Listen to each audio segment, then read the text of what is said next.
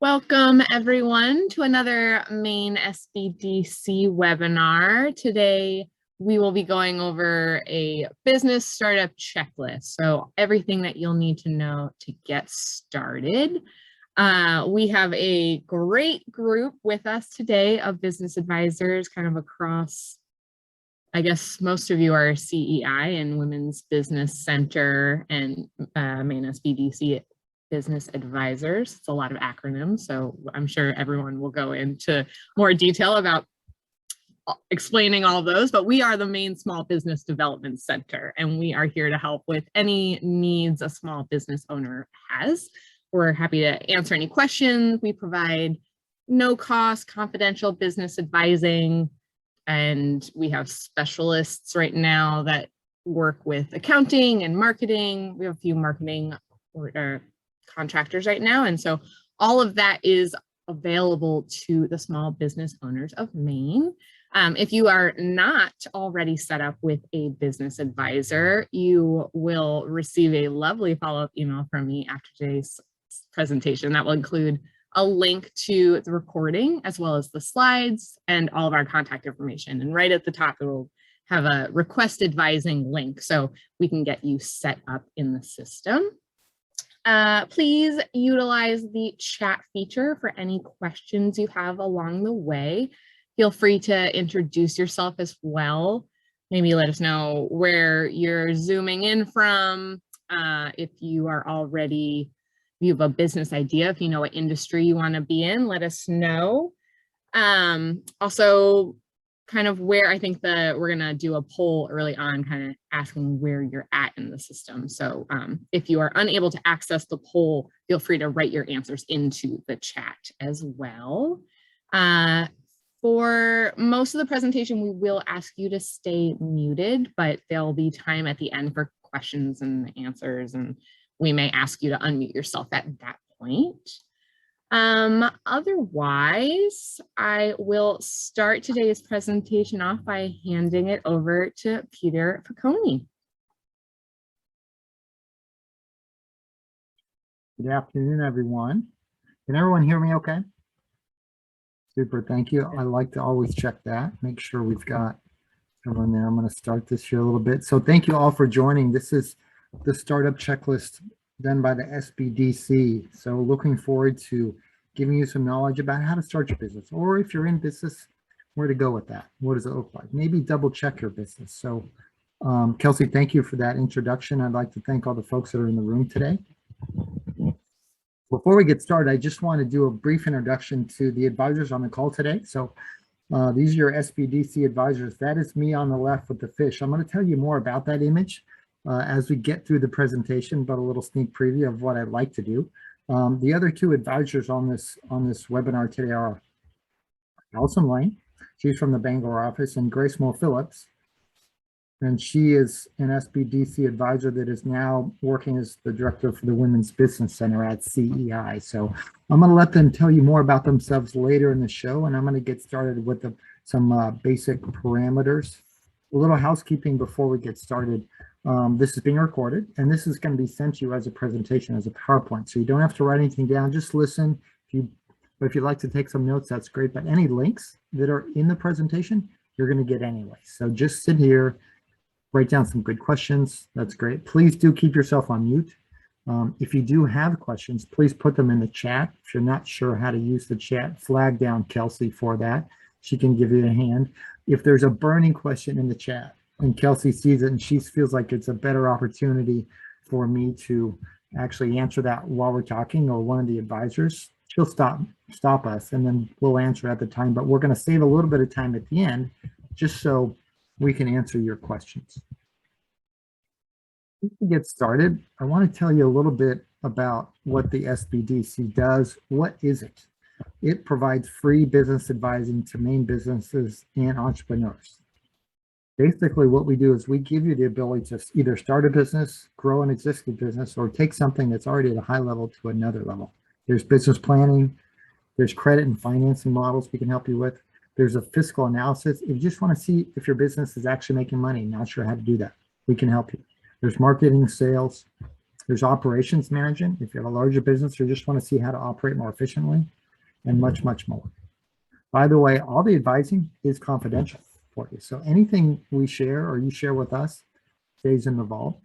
But most importantly, there's a team of people throughout Maine that have been there and done that. And we can help you start a business from a sole proprietorship to an LLC to a corporation.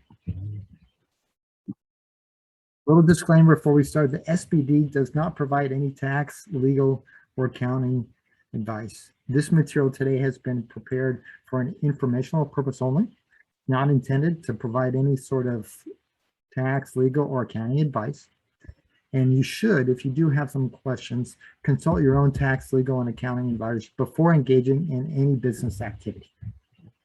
Now that we got that out of the way, let's look at what's the purpose of the webinar tonight. We just want to provide a list. You can go down at the end of the day and say, I've checked all the boxes in Maine for starting a business. First thing we'll talk about is the attributes of an entrepreneur. What does that look like, right?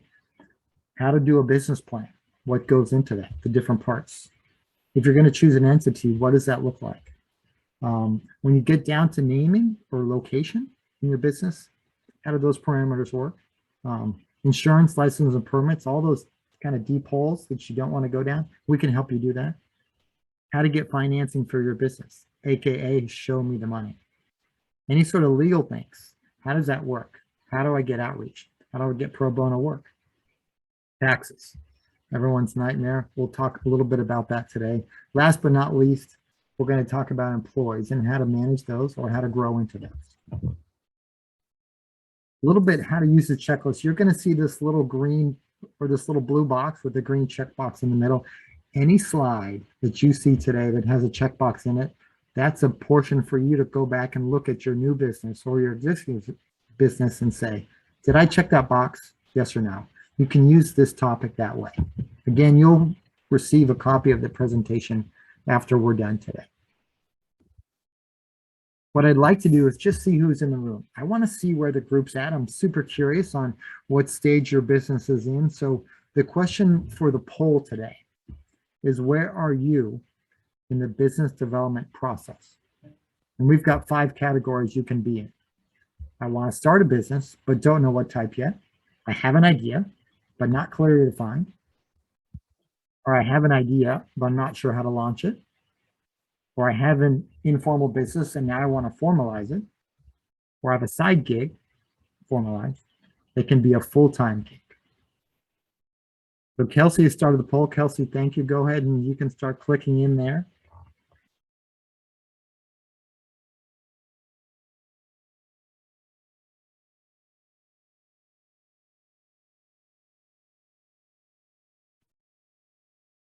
Some of these questions will rely on you understanding. Question number 4 is you could have a business that's cash only on the side. Let's say I was cutting wood and just did 1 or 2 cords a year, but I wanted to formalize it. That's a very informal business, right? That's not formalized yet. So that's how I typify question number 4.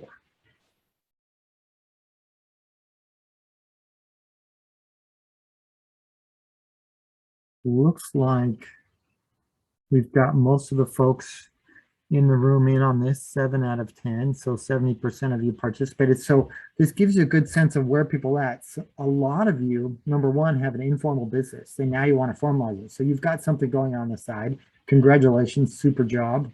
Some of you have an idea and you're not sure how to launch it. That's 30% of you in the room. And then there's another 30% that is either starting a business, don't know what type, or have an idea, but it's not really clearly defined. By the way, all these areas, grab some time with an SBDC advisor. We can help you do any stage of this. I'm going to stop the poll.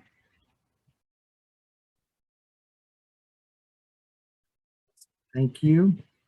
All right, so now we know where people are at, and a lot of you already have an idea, or a lot of you have something that's semi-formalized and you want to actually probably grow it. So let's look at some of the parameters for that. Let's look generally, what does it take to start a business? Your personality, how does it work? Are you a self-starter or do you need someone to help you out, get you started? Book an SBDC advisor. Do you plan and organize well? How does that work? Or do you need a list of steps? Do you get along with other people well, other personalities? Are you in retail? I hope you have some soft skills there. Are you good at making those decisions? Or do you need more of a team to back you up and do the informational grabbing? There's some physical and emotional stamina that comes with starting a business. It can be challenging at times. So what does that look like?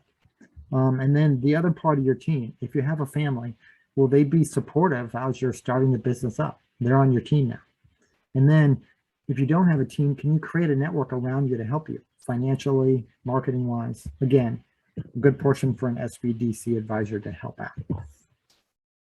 So some of the things you want to look at when you start the business, there are some drawbacks, right?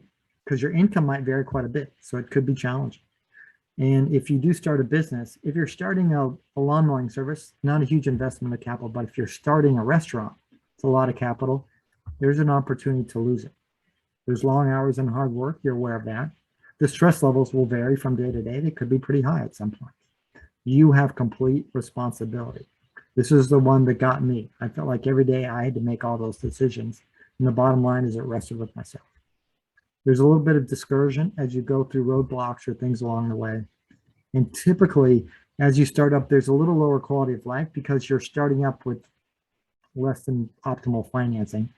Personally, I started my side business while I had a full-time job so that I could offset this. And to summarize a little bit, at the start of anything, I got this from an SBDC advisor, Peter Harriman. He runs our office down south, and he shared this with me, and I thought it was perfect for our conversation today. When it feels scary to jump, that's exactly when you jump. Otherwise, you end up staying in the same place your whole life. Personally, that's what I chose to do in my own business. I knew I could work a retail job my whole life, or I could start my own. So it's a good model to live by. We're going to circle back to that image I showed you at what I did. What is your passion? Some of you probably already know what that is. In my own story, I want to share with you, I was a biologist by trade, no business skills, but I love to fish, love to be outdoors and tell people about my passion. So I translated my skill or my interest into a fishing business. So what I did is I had a full-time job, and then I started the charter service fishing on the West Coast in San Diego on the side. So I let those other two businesses that I was working for, I let them turn my side gig into a big gig. This is an opportunity to learn from our advisors on this call. So I want to let the other advisors share about their examples and their path going forward. So let's start with Allison. Tell us about your experience starting your business. Sure, thanks, Peter. So my experience was a little bit sort of, I don't know if you'd say unconventional, but definitely different than Peter's. I finished grad school, didn't know what I wanted to do for work. The only thing I ever knew that I wanted to do was eventually own my own business, but I always figured I would do it later in life. So I had made the decision that I wanted to run my own business, and from there had to decide what I was passionate about and in what I wanted to run a business. And I loved food. I knew it was something that was always going to be marketable. It was not going to be replaced by giant corporation. And I love to bake. So I opened my own cafe and bakery fresh out of grad school, quit my full-time job. So it was not the same path, the same sort of side gig into full-time gig that Peter had. But the point is just that you can have multiple paths to business ownership. Allison, thank you. That was great. Grace, you want to share a little bit about your experience? Sure, thanks, Peter. Yes, for me, it was totally out of passion. Just like Allison, it's very food driven. For me, it's the love of eating lobster. I wanted to share this wonderful food, from Maine with other people in other parts of the world. And so that's my inspiration. When I started my seafood export business, I knew nothing about seafood trading. My background was in product development for home decor products. So, and also it took me a few years to really, get going as well, because I have a young family to raise. So, a lot of times you have, your life kind of set you, like slow you down in the process. But I was able to leverage the help from SBA's resource partner, including SBDC, the Women's Business Center, and SCORE. as well as the Maine International Trade Center. And I was able to get off the ground in 2014. And now the business is exporting to 6 different countries in Asia and in Europe. So for me, when I first started, it was a full-time gig for me. Now I have a full-time job here. It becomes a really good side gig for me. Super. Thanks, Grace. I appreciate you sharing. So there's your checkbox. Just as a process overview for what we're going to do today, it's a really simple process. You study, you plan, and you implement. So some of you have already done the study, and you probably have already started planning in your head, but let's talk about the first section here, studying. What does it look like? When you study anything, we call it market research if you're in the business world. So all I did is I looked at other businesses that were similar. So for me, what I did is I actually looked at other businesses in the fly fishing industry. I wanted to start my own shop, and I went and I worked at another shop. Also talked to other members of the industry that I wanted to go in, and I got their advice, people that had been in the industry for many years, 20 or 30 years. That way I could be a little bit smarter. I actually tried to pick up a mentor in the business to help me, which was hard. But the bottom line is do a little bit of research to start. And also to know the SBDC advisory staff has the ability to get market research reports that are free to you. Utilize this as you start your own business. Let's take a look at the business plan. I'm going to hand it off now. As we bounce around on this checklist, you'll see that all of these steps, they're not done in sequence. Some are, so sometimes you have to kind of figure out what comes first, the chicken or the egg, but others happen in conjunction with the other steps. And the business plan step is definitely one that is ongoing. It's not one you can check off in one day. Now, please don't tune me out. We as business advisors know how the term business plan can sometimes make people just, hey, I don't need one. Nobody's asked me for it. I'm not going to write one. So just bear with me for the next 2 minutes while I try to convince you what a business plan is and why you might want to think about doing one. So it's not what you think it is. It's not an essay that you would write for a school project. You're not going to sit it down and write it in one swing.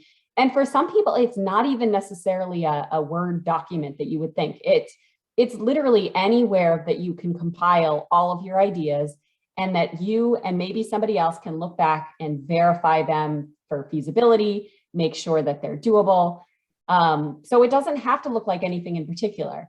In general, what it is, it's a narrative and it's numbers. So the narrative is a dialogue, essentially. It's as if you were having a conversation with someone and telling them about your plans. Now, doesn't mean it's just like any conversation where you're telling people, I'm going to open the best restaurant in town and everybody's going to love me, because that's where the sort of checks and balances come in. And if I read somebody's plan, I'm going to call them out on those things and say, okay, well, don't write anything in there you can't prove or anything you haven't thoroughly researched, like what Peter was just talking about. So the narrative is basically telling your story, describing things like what you're selling, who you're selling it to, who your competition is, because typically people reading your business plan, they're not going to have time to have that long conversation with you. So you have to lay it out in a narrative for them. And then there's the numbers component of the business plan, which is, we're going to dig in a little bit more to that later, but it's often looking forward and determining, okay, well, am I going to be profitable? How am I going to make enough money in the business to pay my bills? And we'll dig into that a little later. So the next question is, do I need one? And truthfully, you don't always need one. People will ask for it. Lenders will ask for it. Investors, if you have a business partner, maybe your landlord will ask for it. Anybody that has a stake in the business may ask you for a business plan. So it's helpful to have something on paper. Sometimes they just want a one-page proposal. Sometimes they want, what you think of when you think of a business plan, this massive document with tons of charts and graphs and whatnot. So you may need one if somebody asks for it. If nobody asks for it, you should still have one. It's a great place to compile your thoughts. I like it because once I've put a thought down on paper, it frees up my headspace to think about something else. And I don't have to worry about forgetting that thought. And then meanwhile, I can take my plan to Peter or Grace and say, hey, can you read this through and just, tell me that I'm not crazy and call me out on the things that may not be accurate. So you don't maybe technically need one unless someone's asking for it, but it is helpful and it is not like an essay for school. So not what you think. Important consideration is what's the point of your plan? Who's your audience? If someone's asking for it, keep in mind what they want to read about, what they care about. Just as an example, if it's a lender, so if it's a bank asking for it, they literally want to know that they're going to get their money back, either in the form of collateral, if you can't make your payments and they have to take something and liquidate it to make the money back. But what they want more often is for you to be able to make that monthly payment. So you need to sell them on your ability to succeed and make money and be able to make that payment. Now, if you don't have an audience, if nobody's asking for it and you're just writing for planning purposes, the objective is a little bit different, and it doesn't need to be as formalized or pretty, so to speak. Shifting gears just a little bit here. We're going to do that a lot with this webinar. We're going to be all over the place, so hopefully it'll help keep everybody awake. Go ahead, Grace. Sure, thanks, Ellie. So let's start with talking about choosing a legal entity for your business. Now, there are a lot of different considerations that you may look into. Can I attract investors further down the road? How would that impact it? Or how do I make my business more legit? Or how complicated would the bookkeeping be, based on my entity structure? But what it really boils down to is two things. One is taxation, and the other one is liability. So we'll touch on that. Let's start looking at what entity structures are out there. In a nutshell, there are basically four types of entity structures. One is sole proprietorship. Second is partnership. There are actually three kinds of partnership. For the sake of this conversation, I don't want to complicate things further, but I just want to use the general partnership as a benchmark. The third is liability or limited liability company, and fourth, corporation. So as for a sole proprietorship, if you start a business today, you are by default a sole proprietor. You will trade in your own name, but if you want to use an assumed name for your business, you will register your business as a DBA. DBA stands for doing business as. So for instance, if I, Grace Phillips, is starting a plumbing business, I just go about I don't have to do anything. I can just go to your house and fix your pipes today.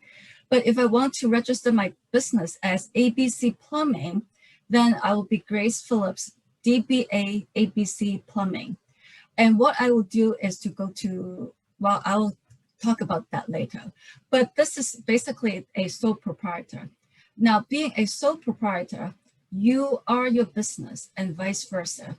So you assume full liability for your business. So there's no difference in the eyes of the law. There's no difference between you and your business. For partnership, the word partner, that you can tell right away, is for two or more owners. It is really advisable that if you and someone else is creating a business together, you draft out a partnership agreement. What it does is to lay out the share of ownership for each owner and the scope of responsibility for each owner. Just like sole proprietorship, each owner is fully liable for the other partner's negligence. So, I say here, choose your partner carefully. It's almost like a marriage. You want to choose carefully that you would not be held liable for other people's negligence. Limited liability company, we usually hear people say LLC. It can be one person LLC, or it can be multi-owner LLC. They will say single member or multi-member LLC. What it does is to separate you from your business. So if you're in the worst case scenario where your business is sued, the liability is only limited to the business, to your business. Your personal assets, including your home, your camp, or your vehicles, or your retirement accounts, would be protected. Now, for corporation, it's the gold standard of protecting yourself. But with corporation, it does require to have stockholder, board of directors, and officers. You being a single owner, you can assume all three roles if you so choose. And the corporation would be governed by articles and bylaws. With this, as I said, it's a gold standard. So in the eyes of the law, the corporation is a separate individual, it's a person away from you. And you rather, as the owner or the CEO of the company, you're treated as an employee of the business. So you are fully protected from any business negligence. So if once you decide what you want to pursue, we can move to the next slide.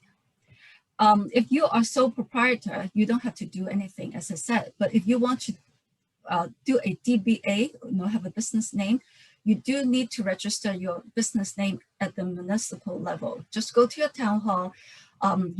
Really depending on the town, you will pay $10 to $20 to register the business, and you can walk out. And it is a one-time thing, and you will have that business, as long as the business longevity is. Now, if you want to set a partnership, a LLC or corporation, you do need to incorporate at the state level. To form one of these corporations, you do have to pay $175 formation fee, and every subsequent year you will have to renew your filing. That is $85 per year. So while deciding on a name for your business is an important marketing decision, that's not really where we're going today. Today we're talking more of the checklist, logistics, what needs to be done to be legitimate and legal. So some of the common questions that we get when it comes to naming your business, you probably heard Grace say DBA, and you might know that that stands for doing business as, but many people are often confused about what that actually is. Don't put a lot of weight on it. It is literally just an alias for your business. It is literally the name in which your business is known to the public. It doesn't mean a whole lot. Grace mentioned that you often need to register your DBA name with your municipality. Every town is different. Some require it, some do not. And sometimes they refer to registering your DBA as getting your business license, which really irritates me because it's sort of a misnomer. There is no business license, so to speak. Every industry has different licenses they need, or some have no licenses, but there is no general business license in the state of Maine. So DBA name, doing business as, it's literally just the alias by which your business is known to the public. Now, to clear up some confusion, LLCs, corporations, those are entity names. So those are think of them as separate people. So if Grace creates an LLC called Grace Mo Phillips Corporation, Grace Mo Phillips, let's call it GMP, GMP LLC. She doesn't have to, her business doesn't have to go by that name. So maybe she wanted to name her business Jimmy's Hot Dogs, but Jimmy's Hot Dogs LLC is already taken, or Jimmy's Hot Dogs Corporation is already taken. So she can't use that name. So her LLC name is GMP LLC. That doesn't mean that the public has to know it that way. The public doesn't care what your entity name is. So she's essentially GMP LLC owns Jimmy's Hot Dogs or whatever. So don't be confused by thinking that your LLC or corporation name, which does have to be exclusive, nobody else can have that same name, but it doesn't have to be what you refer to your business to the public as. So the last major sort of question we get about naming and naming, people say, I want to protect my name. And the first thing I say to them is, all right, why? And sometimes people think, oh, well, what if somebody, it's a really cool name. Okay, well, is somebody really going to take that? Is it that cool that somebody's going to take the name and open up the same business, a competing business next door to you or in the next, is it really that much of a risk? And the reason I ask that question and try to convince them sometimes not to bother protecting their name is because it's not super easy. The only way you can truly protect the name in which you're known to the public is by trademarking it, which is very expensive. You would need to hire legal help. I don't even know how to do it. So it's not something an SBDC advisor can walk you through, and it's often not necessary. So choosing a name for your business does not mean that it's protected, but don't put too much weight on the fact that it needs to be protected. So shifting gears a little, what I find with locations, it's either the reason that someone decided to open their business, they either already have the location or maybe it's in their home, or it becomes their biggest headache. because it's hard to find the right location.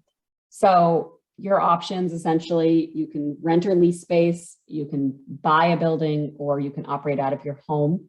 Advantages and disadvantages to each. It's often a very obvious decision. Sometimes it's dependent on how much money you have and how much financing you can get.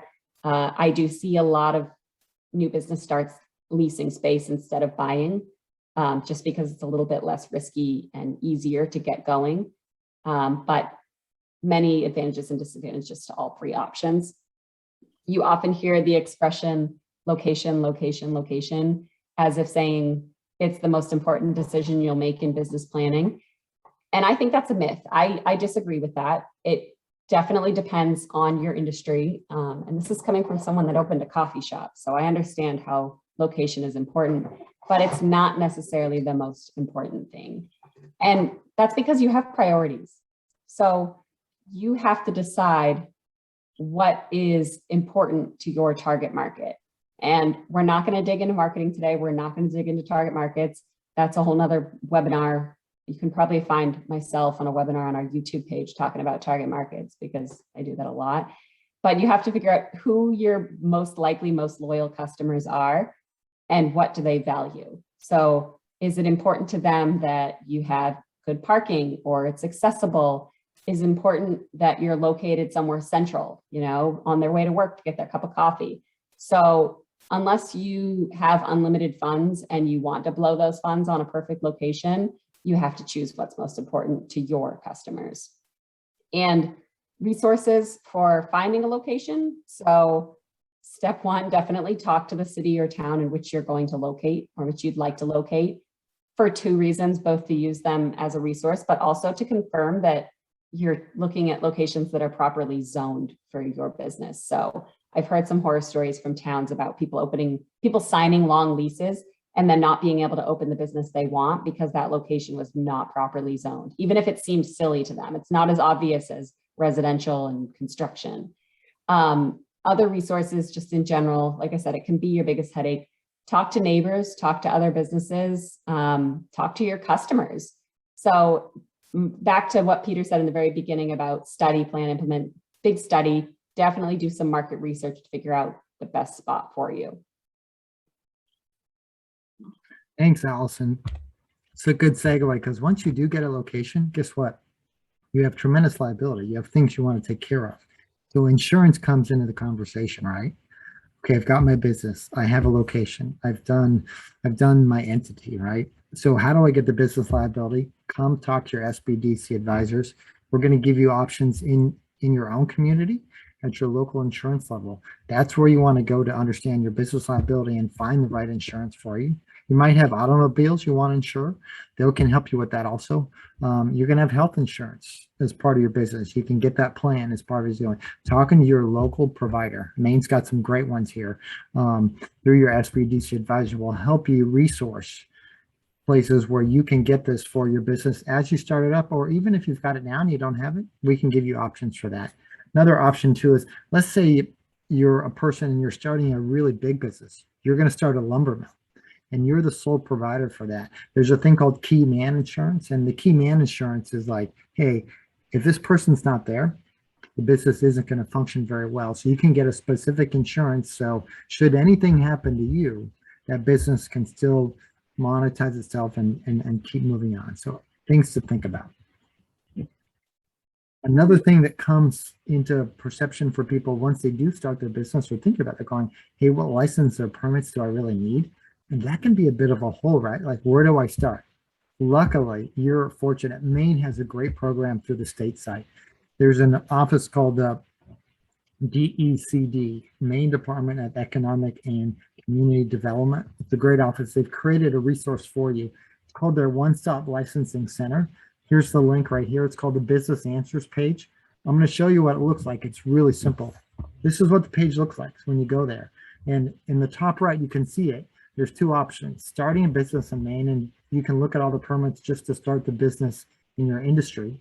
Or if, let's say you already have a bakery service as part of your house, you're like, shoot, what permits did I need? I'm already kind of there. You can search for a specific license or permit for your industry. So this is a tremendous resource. They actually have a phone number. You can call them. Realize in these COVID times, there's probably a few less people answering the phones these days, right? Because everyone's remote. So it's best to send them an email. But this is a tremendous resource where you're gonna lean into the state for help on this. Now, let's say you've started a business off the backside of your house. You started something in your local town, like you see on the right. Where do you start? First thing you do is contact your local town office or city hall. Some of them have a website, some do not. Some will have a website where there's a form you can fill it out. The best thing I do is I usually have the business call down to the office and say, what am I supposed to do? They'll say, oh yeah, we've got the form, it's online, fill it out. Or they'll send you the form by mail, or they'll have you just come down and fill it out in person. Some towns will have nothing for you to do, but the onus is on you to check in with the town. Once you do check in with the town, they're going to say, fill out this paperwork. There might be a basic fee. With that in mind, they're going to say, hey, once you've done that, they're going to have you check in with the local code enforcement officer. So that bakery service that you're doing, they can come and check your building for that, right? Or if you're doing another entity or a physical building, maybe the fire marshal wants to check out something you're doing. So look at your local rules as you go down this road. Let's transition to finance. I mentioned earlier when I was talking about business plans that there's the narrative and the numbers. Well, now we're going to shift and talk a little bit about the numbers. The first number you need to know essentially is how much money do I need to start my business? That's the big question. And for some folks, they have that money, and that's great. For a lot of folks, though, they find I actually need more than I thought. Oh, that's okay, Peter. Thanks. Right.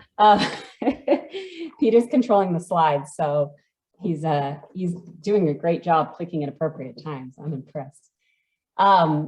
One major mistake I made when I started my business, and mind you, I wrote a full business plan. I was fresh out of business school, so it was very textbook. I spent like a year planning, figured out how much money I need. It got a lot of quotes, was really exact about everything. I took out a small loan, but I was undercapitalized. So I took out a small loan, but in the early months of my business, surprise, surprise, I did not make as much money as I had projected to make. And I spent more money, particularly on payroll, than I thought I was going to spend. So funny how things in the early months of your business, in the early years of your business, don't work out exactly as projected or planned. I use the term projections, and you'll see why in a minute.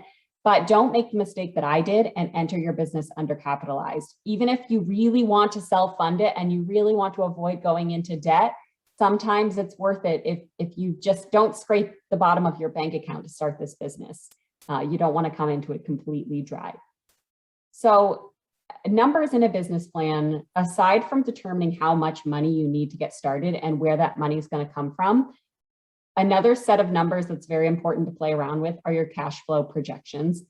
Again, topic for a whole nother webinar, and there's probably some on our YouTube page about how to do projections. And this is definitely something, come to a business advisor, request advising. We can spend hours on a Zoom call with you going through and helping you do your projections. But my point today is just to convince you that you should do them, whether or not a bank is asking for them. Why should you do projections? So for one, feasibility.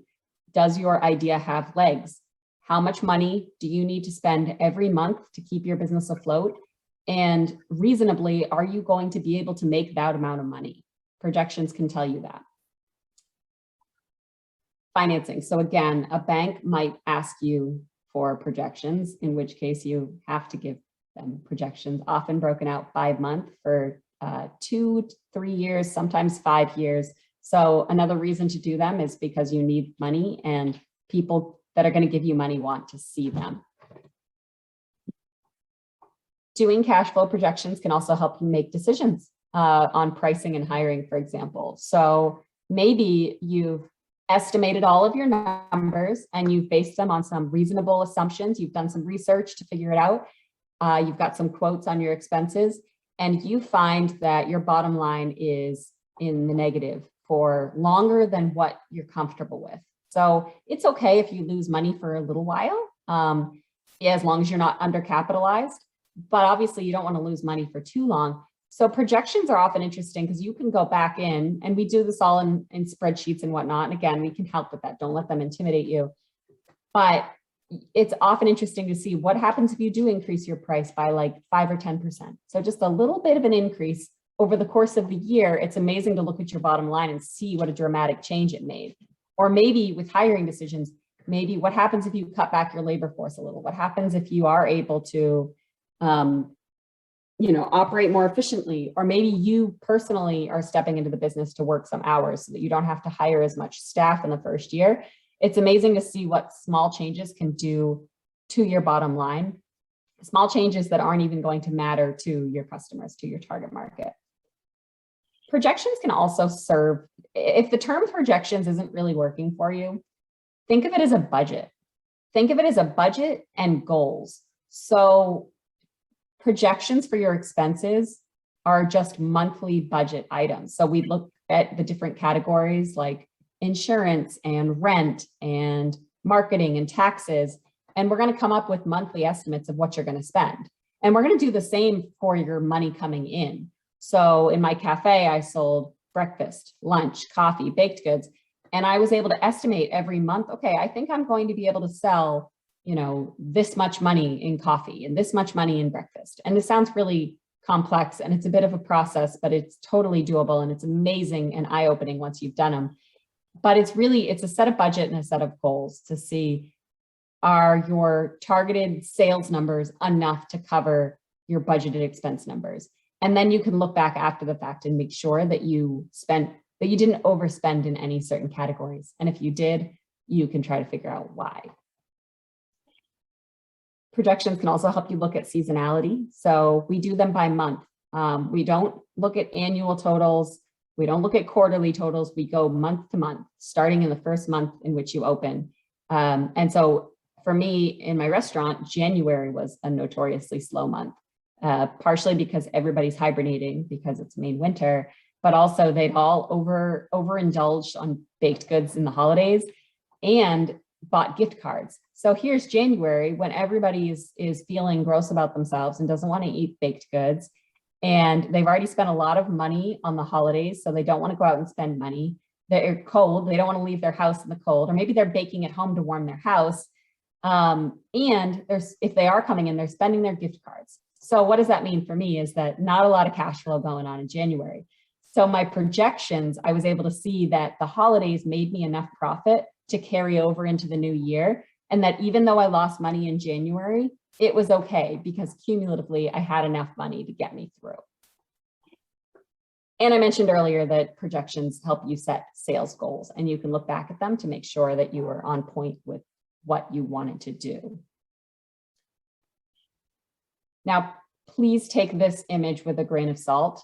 I just wanted to give you a visual of what projections look like, what 1 year's worth of projections look like. Like I said, any business advisor is happy to walk through this on a call, starting it from scratch with you. But I just want you to see that if all of these boxes were filled in with numbers, this is what a year's worth of projections looks like. And we would look at those very bottom rows, the cumulative cash flow and your net cash, and just make sure that it's positive based on the reasonable assumptions that you've used to come up with the numbers or that we've helped you use to come up with the numbers. Make sure that your cumulative cash flow is positive. And if it is negative, we can talk about how to make sure that you're going into your business fully appropriately capitalized.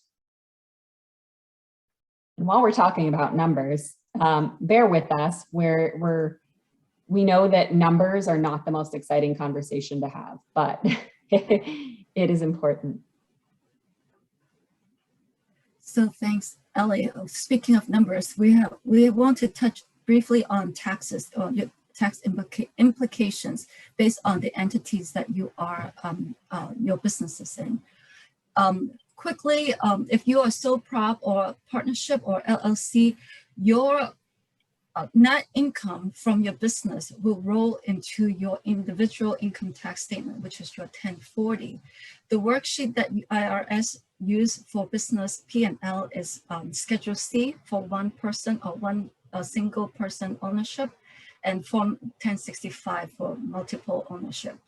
The tax obligations will include self-employment tax, which is your Social Security and your Medicare, and also subject to income tax, both federal and state.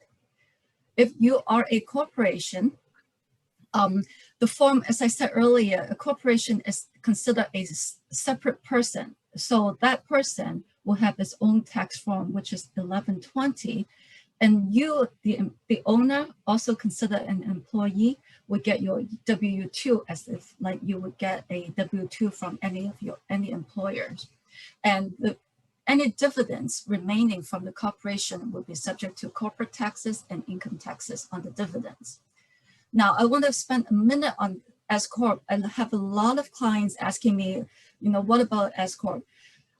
S Corp stands for the subchapter S of Chapter 1 of Internal Revenue Code.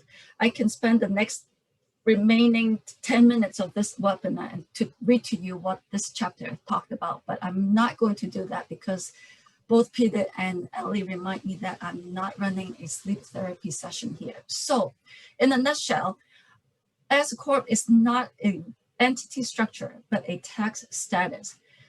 A LLC or a corporation can elect to file as an S Corp. Why do people choose the S Corp status? The main idea is to lower your tax obligations. And we are not tax advisors, so if you are considering setting up your business or filing taxes as an S Corp, we would highly recommend you work with a certified tax professional. Now, the Maine SBDC office has we have a colleague who happens to be an expert in this area, and his name is Peter Harriman. And if you subscribe to our Maine Business, Small Business Development Center channel on YouTube, you will see a lot of Peter talking about this particular subject. So I will spare you today and I'll let you do the search on YouTube. So we highly recommend that if you're running a business and your business is making money, or not even if it's making money, if it's making any sales, hire an accountant to do your income taxes. But on the flip side, because a lot of people say, oh, well, I need to get my professionals list together. And one of those professionals is an attorney. And so ultimately the question to, do I need an attorney, is maybe in some situations. It's not necessarily a resource partner that you need in your arsenal right off the bat, but if you need them, they're worth the money.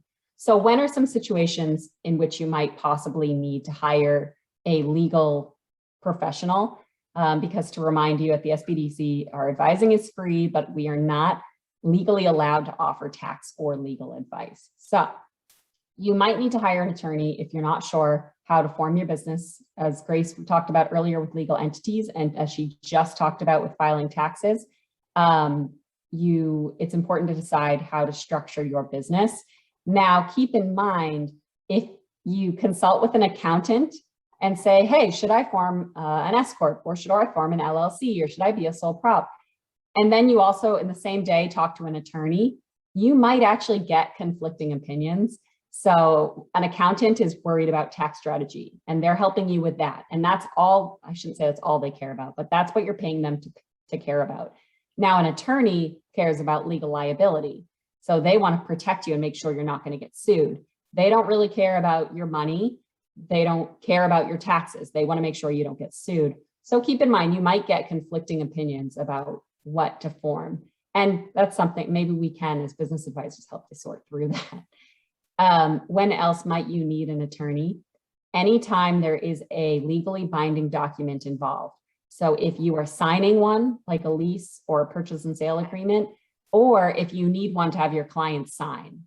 So maybe you are a dog kennel and you have your client sign an agreement. Maybe you're anyone that has a contract involved. So it is definitely worth your money.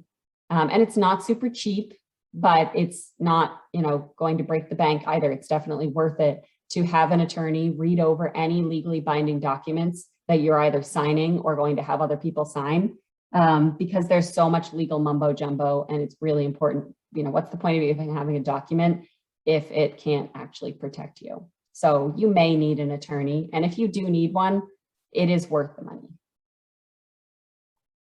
Oh, forgot about that bullet point. You may also need an attorney if you've invented a new product or service, product or process, and you'd like to trademark it, or if you do decide that your name is worth trademarking. you'd probably need to hire an attorney to help you do those things. You may come across the term EIN number or tax identification number or TIN number and say, you know, what is this and do I need it? So an EIN number is the same thing as a TIN number. It's referred to as an employer ID number if you have employees, and it's referred to as a tax ID number if you do not have employees, and they're all the same thing. So don't let that confuse you. Now, do you need one? The answer is it depends. It's ultimately your business's social security number. So it's just another way to separate your business and your personal numbers. So when you're filling out a document, you don't need to use your personal social security number, which is nice. So, and that being said, do you need one? Well, you don't. You do need one if you're going to have employees. You just legally have to if you are an employer. You don't technically need one if you're not going to have employees, but it doesn't hurt to have it. And a lot of banks will require you to have it to open a business bank account. And like I said, it is nice to be able to not use your personal social security number.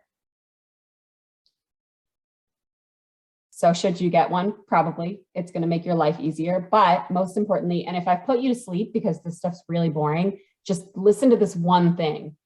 Do not pay for an EIN number. If you go online and you Google getting my EIN number, how to get an EIN number, the very first link you will come across is a scam. And a lot of people pay for it. A lot of people, and don't use LegalZoom. Don't. Your EIN number is free through the government. It's free directly through the IRS at the link on this slide. It takes like 5 seconds to get it. The only thing you should do is make sure you've decided your legal entity before you get your EIN number, because if you decide 2 months from now to form an LLC instead of being the sole prop like you were planning, you'll have to get a new one. I mean, it's still free, it's just a pain. So do not pay for an EIN or TIN number. So quickly, when you start your business, you might be hiring helpers right away. And I just want to spend some time to help you identify what is employee versus independent contractor. It's really important to know if your helpers are employee or independent contractors. Why? Because these federal and state agencies cares very much so. What is independent contractor? Basically, independent contractors is you can hire this person to do the job and you can only control the outcome of the final product, but not the process. And then for the next one, I mean, if it is not an independent contractor, it will be considered an employee, and you can control what will be done and how it will be done. And if you do have employees as an employer, you are obligated to withhold income taxes for your employee. You will have to pay unemployment taxes and workers' compensation insurance. Why is this so important? Because it affects the eligibility for unemployment and workers' comp or Medicare's or overtime and other benefits to protect the employees. And if you misclassify employees versus independent contractors, you may be held liable for back taxes or wages or even penalties. So we have a link here included here that you can go in to answer a few questions to determine whether your helper is an independent contractor or employee. Now, quickly on the workers' comp, if you just have one employee, you do need to have workers' comp. So what is it? It's benefits for any injuries suffered by an employee, regardless of fault. And who should get it? All employers should get it. There might be some exceptions. For instance, if you are sole proprietor without employees, or if you hire your family members working for you, for instance, your spouse or your parents or your children, you might be exempt from getting that. And you can acquire workers' comp through private insurance companies. And if you are not able to get it, you may be able to apply through MIMIC, which is a Maine Employers Mutual Insurance Company.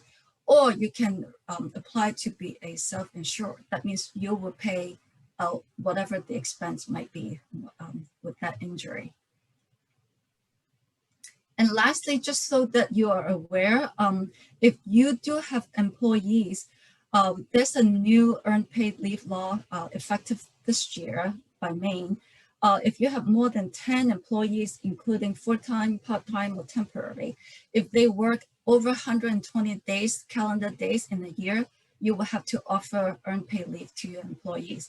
Basically, it's 1 hour of pay for every 40 hours of work. It would accrue starting from day one of employment, but employers do have flexibilities to execute this program. So if you are at that point, feel free to reach out to any of our business advisors, and we'll be able to help you, navigate this whole law and help you set policy around the law.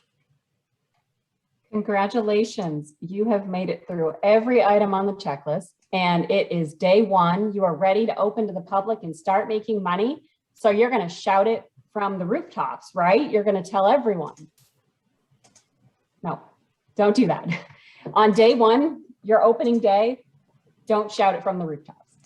It typically makes sense to start quietly. Have a soft opening, invite your family and friends, work the bugs out. Because there's often bugs, even if you don't have employees, you've got to get your feet wet. So don't be tempted to shout it from the rooftops on day one. That being said, okay, we've been open for a few weeks, maybe a month, maybe 6 months, whatever period of time you determine makes sense.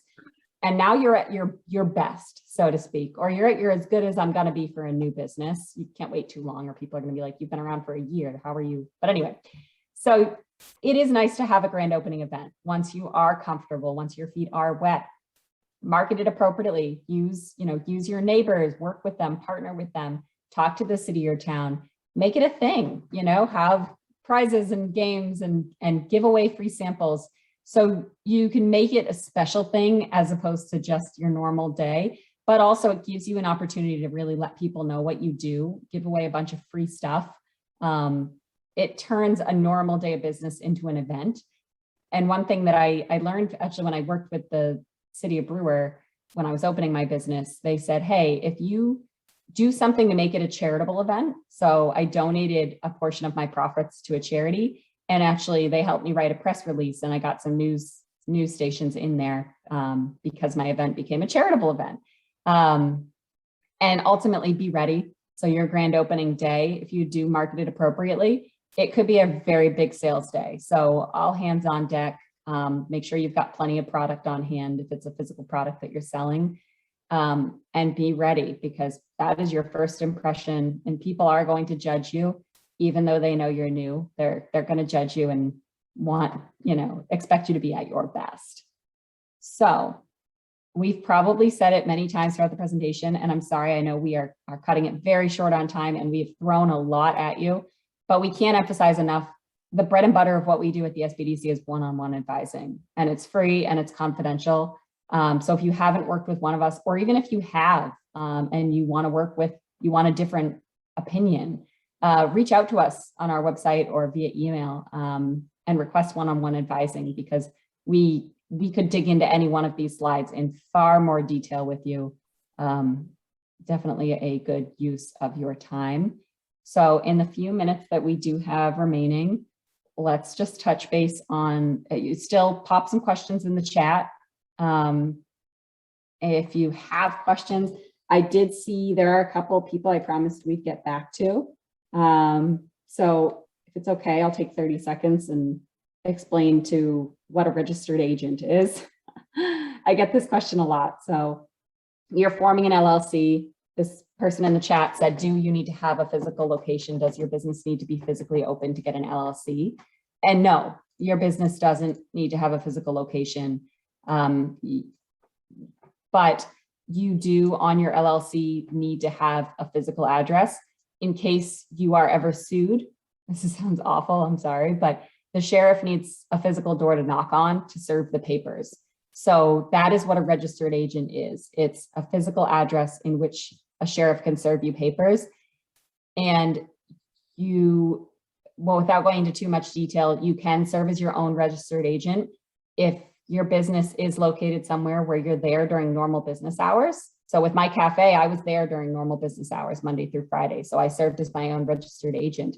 But if you are, maybe you're a mobile business, so you're on the road and you're not physically at any one location, you can hire either a registered agent service online for about $100 a year, or you can use an attorney to be your registered agent.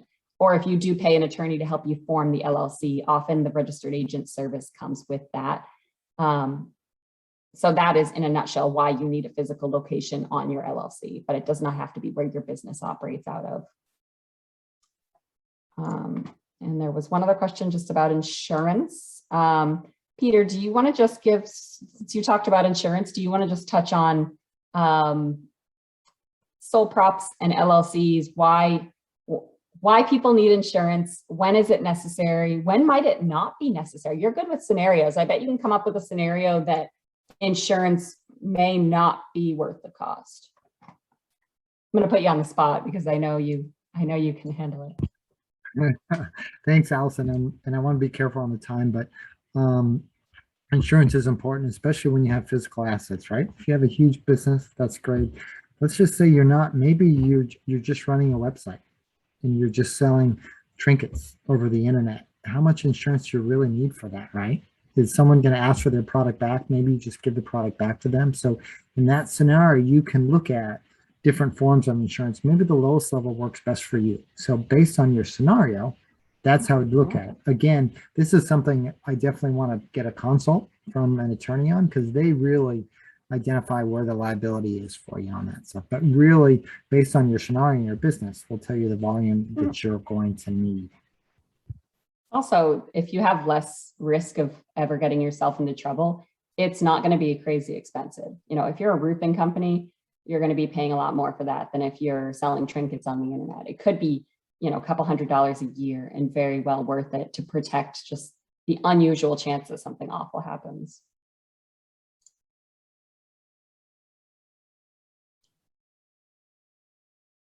We do want to just be respectful of people's time, so if you need to jump off, feel free to, but I think we will stay on to answer a couple more questions. And so maybe we can put Grace on the spot as the newest Women's Business Center employee. How does it benefit a woman business owner to be a part of the Women's Business Center? Is there anything in particular? Sure. The Women's Business Center is also a SBA's resource partner. Just like SBDC, we offer free one-on-one business advising, but a part of the Women's Business Center's role is to pretty much bring women entrepreneurs together through group workshops. There are a lot of workshops, through peer advising sometimes. So the advising nature is a little bit different. Maybe, their group setting as well as individuals setting. So yes, you are more than welcome to check out the Women's Business Center's website, which I can provide to Kelsey, that she can forward to everyone in the room here that you can look at. And but you will get the same quality services. It will be pretty much the same. Yeah, and I'll make sure that contact information is included in my follow-up email, yep. Including the slides and everything that everyone is asking for.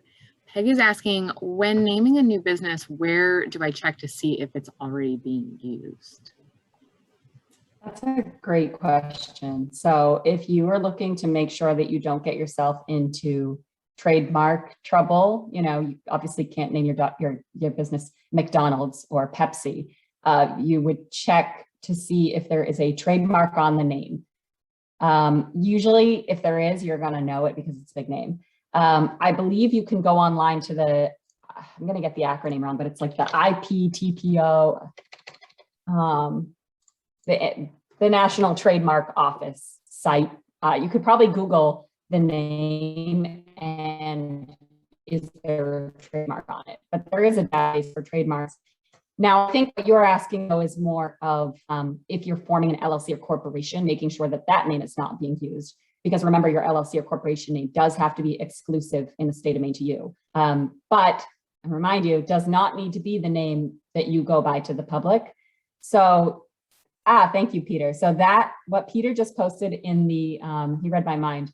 He posted a link to the state of Maine website where it's a corporate name search, where you search your name and it tells you if there's someone else with the same exact name. So I believe that is what you're looking for, as opposed to the trademark patent office.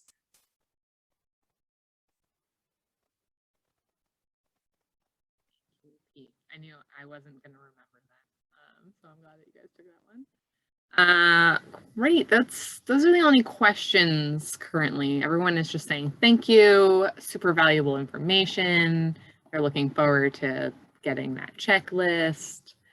So I just want to say thank you so much to everyone who joined today, both our panelists and our viewers. Again, you will receive a follow-up email from me probably later today. That's my goal. And that will include a link to the recording in case you missed anything or joined late, and the slides and all of those extra links we just talked about that I've been plugging into my notes. And otherwise, I hope you have a wonderful afternoon. Thanks, everyone.